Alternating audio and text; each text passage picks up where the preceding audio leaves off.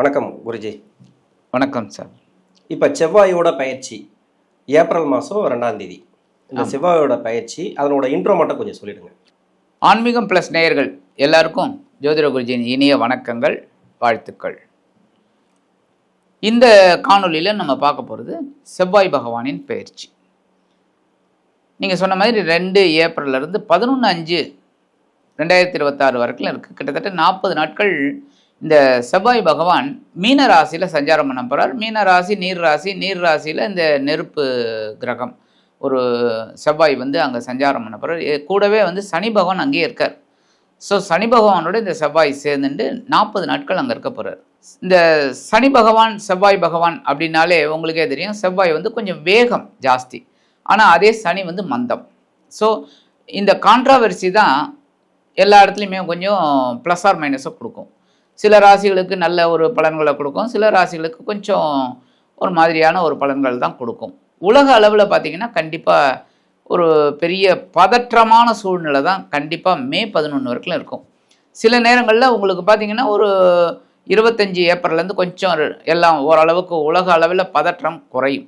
இந்த 40 நாட்கள் பார்த்திங்கன்னா சனி பகவான் செவ்வாய் பகவான் மீன ராசியில் சஞ்சாரம் பண்ணுறார். இந்த வகையில் பார்த்திங்கன்னா 15/4/2026 22/4/2026 வரைக்கும் கிட்டத்தட்ட ஒரு 8 நாட்கள் எல்லாருமே கொஞ்சம் கவனமாக இருக்கிறது நல்லது எல்லா விஷயங்கள்லையும். ஏன் அப்படின்னா ஒரே நட்சத்திரம் உத்திரட்டாதி நட்சத்திரத்தில் சனி பகவானும் செவ்வாய் பகவானும் சஞ்சாரம் பண்ண போகிறாங்க. ஸோ எல்லாருமே கொஞ்சம் கேர் எடுத்துக்கிட்டு இருந்தால் பரவாயில்ல.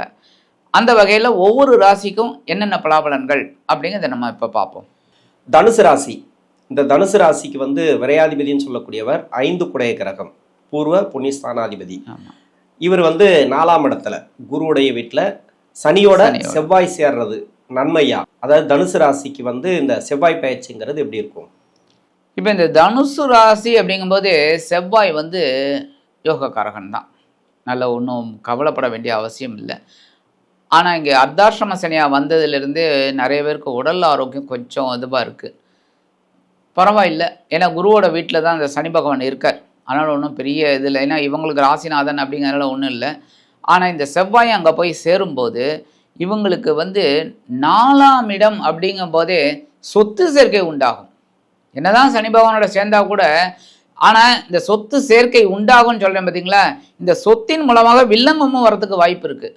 அதனால இந்த சொத்து வாங்குறாங்க பாருங்க, அதை கரெக்டாக படித்து பார்த்து வில்லங்கம் இல்லாத ஒரு இடமா வாங்கினாங்கன்னா இவங்களுக்கு சொத்து சேர்க்கை உண்டு. இல்லைன்னா இந்த சொத்துக்காக இவங்க பம்பு வழக்கு இதிலெல்லாம் போகிற மாதிரி ஆகிடும். படிக்கிறவங்களுக்கு, அதாவது படிக்கிற காலகட்டத்தில் இருக்கிறவங்களுக்கு எப்படி இருக்கும் இந்த செவ்வாய் பயிற்சிங்கிறது? இந்த செவ்வாய் பயிற்சி இவங்களுக்கு ஒரு அற்புதமான இது, நல்லா படிப்பாங்க. அதேமாரி வெளிநாடு போய் படிக்கணும் அப்படிங்கும்போது கண்டிப்பாக, ஏன்னா 4ஆம் இடம் அப்படிங்கும்போதே அந்த நீர் ராசியில் உட்காரும்போது கண்டிப்பாக கடல் கடந்து போய்க்கிறது, இல்லைன்னா வெளியூர் போய் படிக்கிறது, இதெல்லாம் ரொம்ப அற்புதமாக அவங்களுக்கு படிக்கிற குழந்தைகளுக்கு நல்ல முன்னேற்றம் இந்த காலகட்டத்தில் அவங்களுக்கு அமையும். திருமண வாழ்க்கைக்காக முயற்சி பண்ணுறாங்கன்னு வச்சிங்களேன், அவங்களுக்கெல்லாம் நிறைய தடைகளை கொடுத்துருக்கலாம். எனக்கு தெரிஞ்சு என்னன்னாக்கா, இப்போது 2 வருஷமாக ஒரு சில பேருக்கு தடைகள் இருக்குது. அது குருவுடைய அமைப்பு சரியில்லாமல், இப்போ குருவுக்கு என்னதான் ராசிக்கு குரு பார்வை இருந்தாலும் சரி, திருமண தடைகளை கொடுத்துருக்கு. திருமண வாழ்க்கையில் நிறைய பேருக்கு பிரச்சனை இருக்குது. திருமணமாகி கணவன் மனைவி பிரிஞ்சிருக்கிறது, அது மாதிரி மறுமணம் நடக்காமல் நிறைய பேர் கஷ்டப்படுறாங்க. இவங்களுக்கெல்லாம் இது அந்த செவ்வாய், ஏன்னா மங்களக்காரகன்னு சொல்லக்கூடிய செவ்வாய், இவரும் ரொம்ப முக்கியமான கிரகம். இப்போ 3ல் இருந்தார் இதுக்கு முன்னாடி, இப்போ 4ஆம் இடத்துக்கு போறாரு. மறைவு ஸ்தானத்தில் இருந்தார், அரை மறைவு 3ஆம் இடம்ன்றது. இப்போ 4ஆம் இடத்துக்கு போறாரு. இத்தனைக்கும் பாவகிரகம்னு சொல்லக்கூடிய சனியோட சேர்றாப்புல. இது திருமண வாழ்க்கை ரீதியாக எப்படி இருக்கும்? அதாவது திருமணம் பண்ணணும்னு நினைக்கிறவங்களுக்கு எப்படி இருக்கும்? திருமணம் பண்ணி பிரச்சனையில் இருக்கிறாங்க இல்லையா, பிரிவுகளை கொடுத்துருக்காங்க இல்லையா, அவங்களுக்கெல்லாம் எப்படி இருக்கும்? சாதாரணமாக தனுசு ராசினர்களுக்கு இல்லற வாழ்க்கை சுமார் தான். ஏன் அப்படின்னா மூலம் பூராடம் உத்திராடம், இந்த பூராடம் தப்பிச்சிடும். அண்டர்ஸ்டாண்டிங் எப்படின்னா வாழ்க்கை துணையை அப்படியே ஒரு நைஸ் பண்ணிட்டு போயிடுவாங்க, ஆனாலும் அவங்க தப்பிச்சிடுவாங்க. இந்த உத்திராடம் கொஞ்சம் கோபம் ஜாஸ்தி, ஆனாலும் அவங்க சொத்து இது நிறையா இருக்கிறதுனால அப்படியே போயிடுவாங்க. இந்த மூலம் நட்சத்திரம் அப்படிங்கும்போது அவங்களுக்கு கொஞ்சம் ஞான ரீதியாக கிடைக்கும். இவங்களுக்கு எப்போவுமே லேட் மேரேஜ் ரொம்ப அற்புதமாக இருக்கும். 1.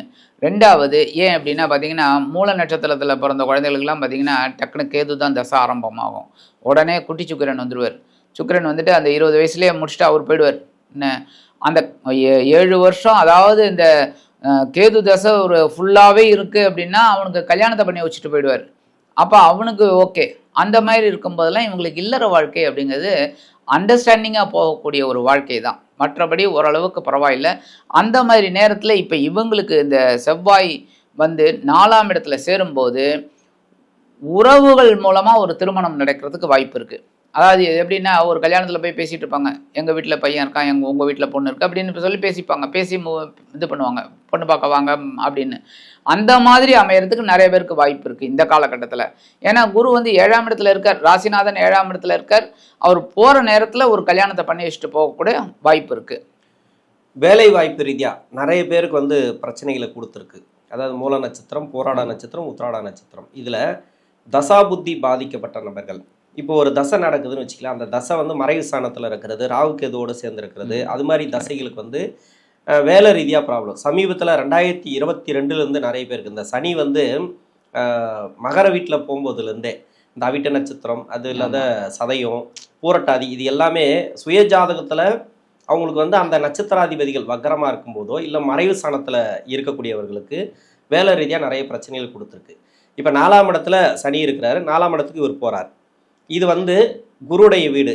எனக்கு தெரிஞ்சு என்னன்னாக்கா செவ்வாய்க்கு நல்லா இருக்குன்னு எடுத்துக்கலாம். செவ்வாய் நல்ல ஒரு இடத்துல. இப்போ வேலை ரீதியாக இருக்கிறவங்களுக்கு நிறைய பேருக்கு மாற்றத்தை கொடுக்குமா? அதாவது ஒரு ப்ரொமோஷனோ இல்லை வேலை புதுசாக சேஞ்சஸ் பண்ணுறவங்களுக்கு சேஞ்சஸ் ஆகுமா? அது மட்டும் இல்லாமல் இடமாற்றங்கள் நல்லா போயிட்டுருக்கு சார், எனக்கு ஏதாவது ஒரு ப்ரொமோஷன் அது மாதிரி இல்லை இடமாற்றம் இது மாதிரி ஏதாவது எதிர்பார்க்கக்கூடியவர்களுக்கு நல்லா இருக்குமா? கண்டிப்பாக. ஏன்னா 4ஆம் இடம் அப்படிங்கும்போதே இந்த உத்தியோகத்தில் இருக்கிறவங்களுக்கும் சரி, இந்த யூனிஃபார்ம் போட்டு வேலை செய்கிறாங்க பாருங்கள், அவங்களுக்கெல்லாம் இந்த டாக்டர்ஸ் அவங்களுக்கெல்லாம் வந்து கண்டிப்பாக அவங்க எதிர்பார்த்த அந்த இடமாற்றம், பதவி உயர்வு, சம்பள உயர்வு இதெல்லாம் கிடைக்கிறதுக்கு நல்ல வாய்ப்பு இருக்குது இந்த காலகட்டத்தில். ஏன்னா மங்களக்காரகன் கண்டிப்பாக ஒரு பெரிய மாற்றத்தை தான் கொடுப்பார். 5-12 கூடியவர், 12ஆம் இதுக்கு அதிபதிங்கும்போது இடமாற்றத்தை கொடுத்துருவார், அயனசயன போகஸ்தானம். ஸோ அந்த அதிபதி 4ஆம் இடத்துக்கு வரும்போது கண்டிப்பாக ஒரு உயர்வை கொடுத்துட்டு தான் அவர் இது பண்ணுவார். இதே தொழில் செய்யக்கூடிய நபர்களுக்கு, இப்போ வேலை செய்கிறவங்களுக்கு நீங்கள் சொல்லிட்டீங்க, தொழில் செய்யக்கூடியவர்களுக்கு கடன் பிரச்சனை இருக்குது. பொதுவாகவே பெண்களுக்கு, அதாவது இந்த தனுசு ராசியில் இருக்கக்கூடிய பெண்களுக்கும் கடன் பிரச்சனை, கொடுத்து வராத கடன், வாங்கி கொடுக்க முடியாத கடன், மணி லாக் ஆகுறது. அதாவது நம்ம கொடுத்து அங்கே லாக் ஆகுறது வர முடியாமல், இல்லை நம்ம வாங்கி நம்மகிட்டேருந்து போகாமல் லாக் ஆகுது. ரெண்டுமே ஒன்று தான். அதாவது கடன் வாங்குறது, கொடுக்கறது, ஏதோ ஒரு வகையில் வந்து பணம் ரிலீஸ் ஆகணும். ஒன்று அங்கேருந்து ரிலீஸ் ஆகணும், இல்லை இங்கேருந்து ரிலீஸ் ஆகணும். இங்கேருந்து ரிலீஸ் ஆகணுனாக்கா ஏதோ ஒரு வருமானம் வரணும், வேலை வாய்ப்பு, தொழில் ஏதோ ஒரு ரன் ஆகணும், அவங்க செய்யக்கூடிய தொழில். அதே மாதிரி அவங்களுக்கு ஏதாவது ஒரு அந்த கடன் வரணுன்னாக்கா இது எப்படி இருக்கும்? இந்த காலகட்டம் கடன் வருமா, இல்லை கடன் கொடுக்க முடியுமா? பண ரீதியாக எப்படி இருக்கும்? இவங்களுக்கு பண ரீதியாக பெரிய அளவில் மாட்டிக்க மாட்டாங்க.